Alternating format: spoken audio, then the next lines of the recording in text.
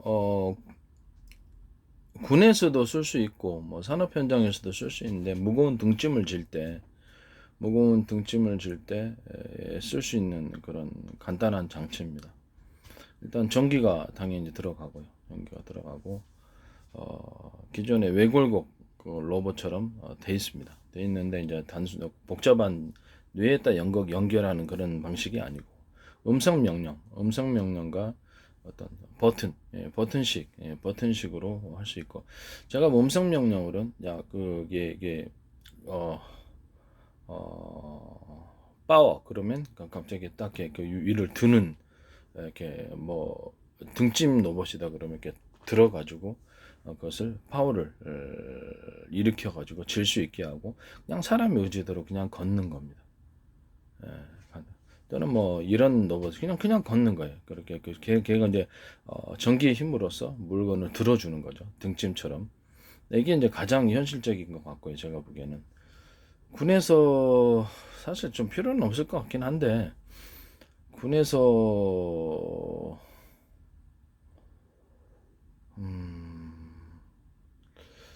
요새는 이제 드론으로 이제 다 짐을 실어 나눌 수 있기 때문에 그다지 뭐 필요성은 떨어진다고 생각합니다만은 어, 의료 분야도 쓸 수 있고요. 일단 몸을 갖다 첫 번째 음성 명령으로 앞으로라고 하면은 앞으로 딱 멈춰. 그다음에 그래서 환자의 의지대로 이렇게 가면 됩니다. 앞으로 멈춰 간단한 명령만으로도 앞으로 갔다 멈췄다가 이렇게 할 수 있거든요. 뒤로 돌아도 할 수 있겠죠. 뒤로 돌아 옆으로 이동 방향 이런 식으로 할 수도 있겠습니다. 그래서 음성 명령만으로 하면은 일단 기기가 싸게 제작을 할 수가 있고요. 싸게 제작이 가능합니다. 그래서 이런 부분이 더 낫지 않을까라고 생각합니다. 아니 군에서 이제 등짐 같은 거 막 질 때 뭐 그냥 드론이 날라면 되는데 사실은 드론 숫자가 많으니까 드론을 통해서 하기도 혹시 모르니까 등짐을 진다고 합시다. 등짐을 치면 이제 거기다가 등짐 로봇을 하나 만들어 가지고 그래서 이렇게 기계적인 방법으로 이렇게 딱 들어가지고 할 수 있도록 그렇게 하면 좋을 것 같아요. 보행을 도와주는 로봇들 있잖아요. 약간 조금이라도 힘을 갖다가 전기 자동차, 아니 전기 자전거처럼, 전기 킥보드처럼 조금이라도 힘을 하면은 걷는데 피곤하지가 않죠. 그래서 이렇게 움직이는데 힘을 덜 들고 로봇이 같이 움직여 주니까. 그래서 간단한 음성 명령만으로 하는 것이 더 나을 것 같아요. 제가 보기엔. 필요도는 있어서는 그 등짐 로봇을 외결곡 로봇을 만들어서 음성 명령 뇌파를 뇌파에 타지 않고 음성 명령만으로 가능하도록 그렇게 하는 거. 환자에게도 오히려 그게 더 나을 수도 있어요. 이렇게 말까지 못하는 사람은 모르겠는데 말까지 못하는 사람은 그냥 어, 다른 방법으로 이렇게 어, 뭐 버튼을 눌러가지고 하는 방법도 있고요. 버튼을 1번, 2번, 3번, 5번 이렇게 눌러가지고 기계적인 힘을 작동하는 그런 것이 있어요. 속도도 조절할 수 있게 버튼식, 음성 명령식 이게 더 나을 것 같습니다. 뇌파로 하기에는 너무 힘들 것 같은데.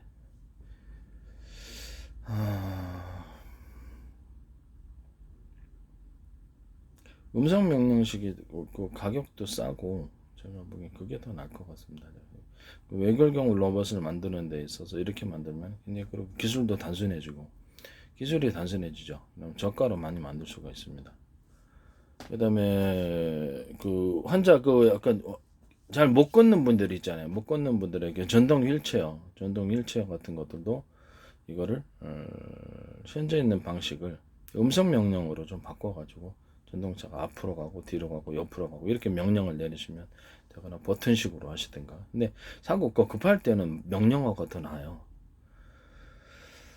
외부 사람이 근데 외부 사람이 그 간섭할 문제 때문에 입에다가 이렇게 딱 마이크를 대고 하는 방식도 나쁘지 않을 것 같습니다. 이것도 나쁘지 외부 사람이 명령에도 든다면 이게 어떻게 되겠어요? 그죠? 그래서 이런 부분도 있다라는 것을 말씀을 드립니다. 그래서 버튼식이나 아니면 이렇게 음성 명령식으로 전동 휠체어를 만들어서 가는 거예요. 전동 휠체어를 만들 때 제 방식인 서로 굵기가 틀린 구리선을 여러 겹을 들어가고요. 모터가 들어간다 그러면 모터가 서로 굵기가 틀린 모터가 들어갑니다. 구리선으로서 거기에 이제 그 모터가 이 구리선 전기선에는 서로 대남 매듭구처럼 동그랗거나 뭐 이렇게 두터운 부분들 약간 네모나거나 두터운 부분이 들어가서 파워를 증가시켜 줄 수 있습니다. 또 서로 두께가 틀린 여러 겹의 연구 자석을 넣어서 파워를 증진시켜 줄 수 있습니다. 그 다음에 전기양을 통제해가지고 전동 휠체어, 전기양을 통제해가지고 이건 전기 자전거에도 사용할 수 있고 전동 킥보드에 사용할 수 있고 전기 자동차와 모든 산업상 드론이라든지 로봇, 그 다음에 로봇팔, 뭐 산업기계 모든 데 들어가지 않는 방식이 없는데 전기양을 통제해서 파워를 결정하는 겁니다. 기존의 전기 자동차다 그러면 그 뭡니까? 변속기를 없애버리고 연료양을 조절을 해서 좀 전류로 이렇게 전류양을 통제하면 전류양을 통제하는 방법은 전류의 두께를 통해서 전류를 흘려보내는 거. 직렬식과 병렬식을 사용하고 배터리가 들어가겠죠. 배터리에서 직렬식 뭐 8개짜리다 그러면 거기서 하나하나씩 이렇게 쓰든지 평상시의 속도는 많이 쓸 때는 2개짜리를 한꺼번에 쓰든지 좀 더 속도를 낼 때는 3개짜리 쓰든지 4개짜리 그 다음에 그 전선의 수용 구조가 하나면 로맥스 4.0이다 하나면 그리고 직렬식이나 병렬식이나 파워가 들어간 데는 들어오는 데는 별 차이가 없기 때문에 이게 과학적인 사기라고 제가 얘기했죠. 수용 구조를 왜 어떻게 이렇게 배터리 2개, 3개에서 들어오는데 더 이게 똑같냐. 이거 과학적인 사기다 이거. 저는 사기친 것으로 생각합니다. 뭔 누가 의도를 갖고 있었는지 모르겠지만 사기쳤다고 생각합니다. 이거를 수용 구조를 전선을 두텁게 만들든가 아니면 그래야지 전력을 센 거를 들어올 수 있죠. 아니면 뭐 2단, 3단 똑같은 굵기라면 로맥스 3.0, 4.0이라면 전선 그래서 하나, 둘 똑같은 두께를 둘, 셋, 넷, 5개 해가지고 충분히 어떤 전력이 들어와도 수용할 수 있는 구조를 만들어 주는 거예요. 그러니까 8차선 정도로 늘려주는 거죠. 그러면 전력이 딱 수용이 되거든요. 그거보다 더 강력한 방식은 하나, 둘, 셋, 넷, 5개가 있다. 그러면 펄스 방식으로 바뀐 좀 더 이것도 펄스지만은 좀 더 강력한 펄스로 바뀌기 위해서 서로 굵기가 틀린 구리선을 배치해 놓으면 강력한 펄스 방식의 전기가 일어나서 파워가 급증합니다. 이 기술도 이제 전형적인 기술 구조라는 것을 지적재산권 특허 부분이죠. 그것을 말씀을 드립니다. 이걸 통해서 이제 모든 로봇도 이걸 통해서 움직입니다. 모든 로봇도 전기양을 통제해서 로봇도 움직입니다. 이것을 지금 YTN 사이언스 생각으로 움직이는 외격을 로봇에 전기양을 통제해서 속도를 조절하는 이것을 기술을 사용하시거나 모터 부분을 제거를 하시거나 전기선을 서로 굵기가 틀린 구리선을 쓰시거나 이것도 했다면 서로 두께가 틀린 연구 자석을 결합해서 파워를 증진시켜줬다. 그러면 제 기술 구조 전원 공급기에서 각 부품에 서로 이렇게 전기 양만큼 딱 전선의 굵기나 전선의 숫자 노맥 4.0이다 전선을 하나, 2개를 늘리든지 3개를 늘리든지 다시 2개를 줄이든지 하나를 증압시키고 그 전력을 증폭시키고 감소시키는 구조를 가졌다면 제 기술 구조에 해당한다는 것을 말씀을 드립니다. 무선 신호를 할 때 무선 신호 같은 것이 만약에 있다면 서로 파형이 틀린 여러 개의 전파 묶음을 사용하셨다. 그럼 그것도 제 기술 구조에 해당하게 되겠습니다. 유선적으로 신호를 갖다 배분하거나 통신하거나 무선적으로 신호를 통신하거나 배분하고 했을 때 서로 제 방식의 라우터 방식 수많은 새끼 라우터들 새끼 무선 통신기기나 새끼 유선 통신기기 숫자가 많은 거예요. 그 상위에 보고하는 체계를 갖고 있고요. 그런 식으로 해서 수많은 명령을 빠르게 처리하는 기술을 사용하셨다면 제 기술에 해당하게 되겠습니다. 네. YTN 사이언스에서 생각으로 움직이는 외교 글로벌에서 이 기술 구조가 생겼다면 제 기술 구조라는 것을 다시 한번 말씀을 드립니다. 그리고 이제 그 안에 외골격 로봇이 됐든 자율주행 로봇이 됐든 자율주행 차량이 자율주행 드론이 됐든 자율주행 배가 됐든 어떤 자율주행 비행체가 됐든 좌표 방식을 동원해 가지고 어떤 특정 방안이다. 뭐 지도처럼 전 세계를 수백 조분의 1, 수천 분의 1 조분의 1로 나눠서 가로로 세로 쪼개서 정확한 지점을 찾게 하고 1m 단위가 50cm, 10cm, 1cm 단위로도 가능합니다. 그러니까 0.1cm 단위로도 가능하고요. 뭐 숫자적인 계산이니까요. 유로 높이로는 1cm 단위로 가능하지만 10cm 단위로 하다 합시다. 그럼 유로 적층해 갖고 수학적인 계산하고 높이 공중 부분에도 좌표를 잡을 수 있고 전부 다 숫자로 처리합니다. 숫자가 있어야 되겠죠. 이런 방식을 통해서 이렇게 보행 외결골 로봇에 또는 그 로봇 자율주행차 이런 것들에 이런 좌표 방식을 사용하셨다면 제 기술 구조에 해당한다는 말씀을 드립니다. 그럼 방안에서는 그렇죠. 방안에는 어떤 그 특정 장소 공장이다 그러면 그 공장을 특정 장소를 인위적으로 수십 분의 1, 수만 분의 1로 쪼개면 정확한 그 위치가 나오죠. 좌표가. 그것을 공중으로 1cm 단위로 올리시면은 그것도 좌표가 나옵니다. 그런 식으로 좌표 방식으로 해서 외골격 로봇을 움직이시면 로봇 자율주행 차례다 이런 거 움직이시면 제 기술 구조에 해당해야 되겠다는 것을 말씀을 드립니다. 또는 그 영상을 촬영해서 자율주행 촬영처럼 또는 드론처럼 영상을 촬영해 가지고 사람을 첫 번째는 인식을 시켜주는 거예요. 사람, 나무, 그다음에 보도블록 또는 가로등, 신호등, 이렇게 건물 이런 것들을 번호로서 숫자로서 이런 AI가 그 컴퓨터 프로그램이 인식하게 해서 그에 대해서는 내가 무슨 사람이 나타났다 그러면 멈춰라는 격의 신호를 프로그램 언어 그러니까 그런 식으로 해서 행동 요령을 가르쳐 주는 거죠. 그래서 그런 걸 통해서 이동 경로를 어떻게 해야 되는지를 가르쳐주는 이런 그 학습을 시켜줄 수 있다. 명령만 이렇게 사람이라고 분별이 되면 몇 번이라고 딱 표현이 되고 AI가 그렇게 인식을 한다는 거죠. 그 다음에 거기를 자기가 멈춘다는 게 일단은 차량이다 그러면 멈춤 이렇게 그냥 가면 안 되잖아요. 치고 가면 그러니까 멈춤. 사람이나 자동차 이쪽으로 움직이면 잠시 멈췄다가 내가 좌표 방식으로 왼쪽 좌표 좌로 몇 번으로 가서 움직여야 되겠다. 이런 이동 경로가 나오게 되는 거죠. 이런 식으로 자율주행 로봇이나 외골격 로봇 이런 식으로 좌표 방식으로 이제 만드시는 것은 제 기술 구조에 해당합니다. 그럼 사람이나 그 자동차나 이렇게 분별할 때 쏴야죠. 전파를 쏴는 방식이 나와야 되겠죠. 전파든 아니면 레이저로 쏴가지고 거리를 파악하든 적외선을 쏘든 초음파로 쏘든 간에 이런 쏠 때 서로 여러 각도로 쏜다. 여러 각도로 써서 그 물체가 움직이는 드론에서도 마찬가지. 여러 그 물체가 움직이는 방위 각도를 이해를 하고 좌표와 자신이 그 전체 사전 좌표 방식으로 전 세계를 몇 분의 1로 쪼개는 걸 정확히 인식을 하고 자기 위치를 여기로부터 몇 미터 떨어져 있다라는 것을 파악을 하고 그에 따라서 행동 요령 좌로 갈까 우로 갈까 이런 이동 경로가 나온다는 거죠.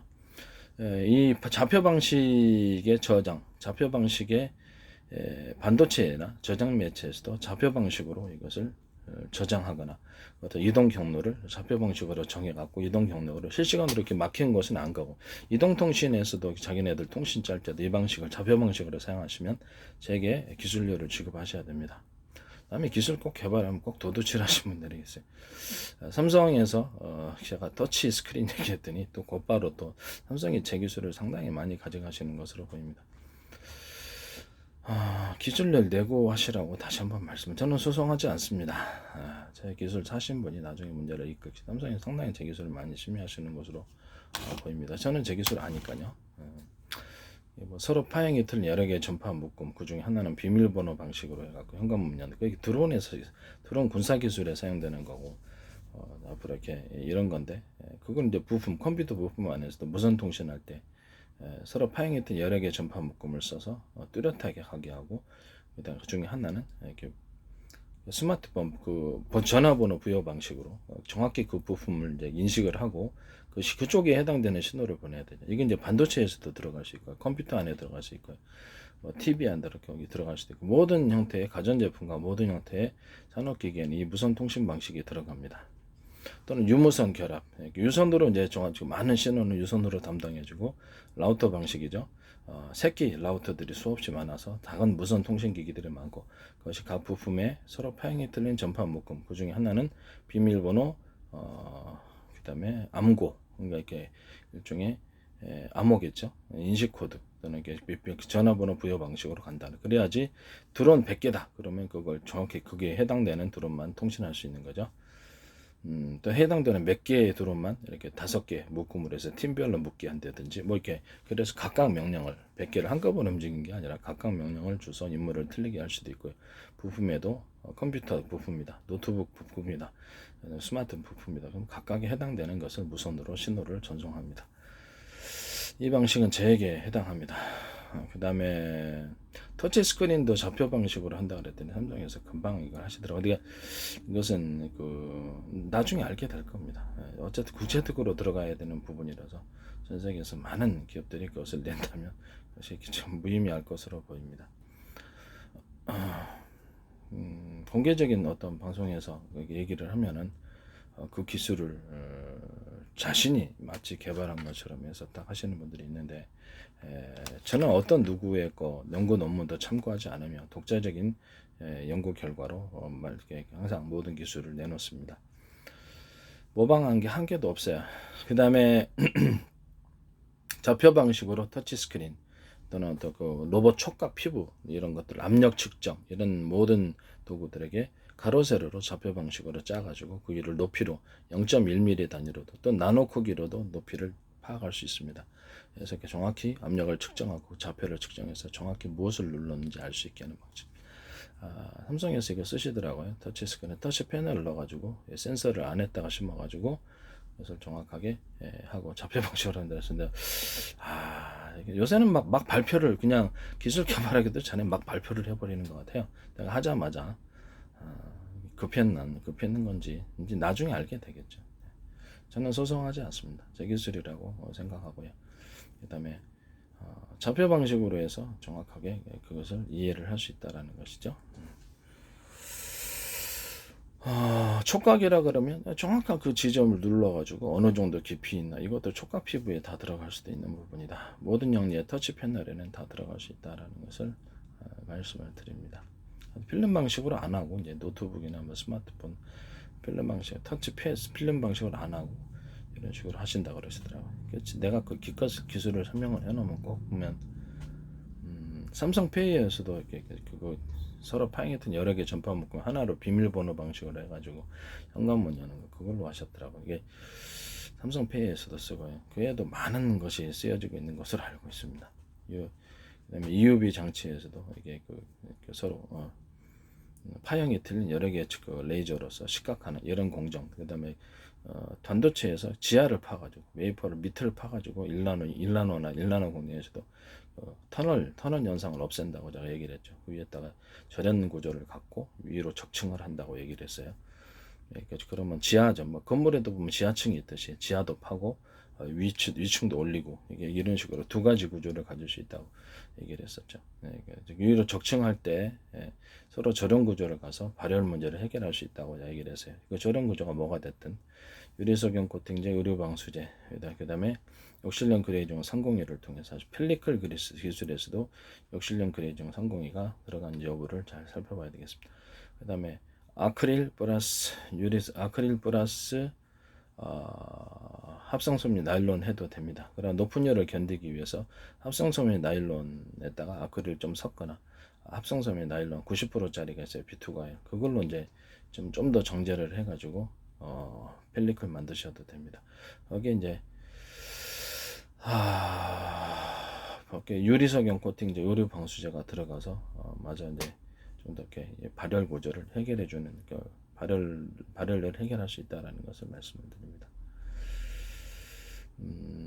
하여튼 이런 기술을 쓰시면 제 기술에 해당한다는 것을 말씀을 드립니다. 외경골 로봇이나 뭐 어떤 로봇 주행차나 로봇이나 주행 로봇에 자율주행 로봇이나 좌표 방식으로 움직이신다면 제 기술구조에 해당한다는 것을 다시 한번 말씀을 드립니다.